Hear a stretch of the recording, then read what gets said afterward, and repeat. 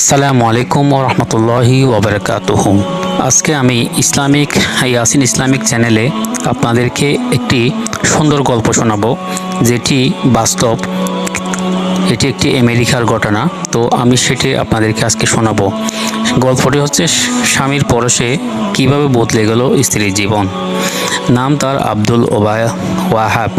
American এক মুসলমান, কয়েকদিন পূর্বে বিয়ে করেছেন। স্ত্রীর মর্যাদা দিয়ে গড়ে তুলেছেন এক ষোড়শী যুবতীকে। যুবতীর নাম রায়হানা। যুবতী বেশ সুন্দরী। ওর বাইরের রূপটা দেখে যে কোনো পুরুষের মুগ্ধ করলেও ভিতরটা তার ঘোর অন্ধকারে ঢাকা, কারণ ইসলামের আলো এখনও তার অন্তর জগতে প্রবেশ করেনি। কালেমায়ে শাহাদাত পড়ে মুসলমান হয়নি, ধর্মী ছিল সে খ্রিস্টান। আর এ অবস্থায় নববধূ হয়ে চলে আসে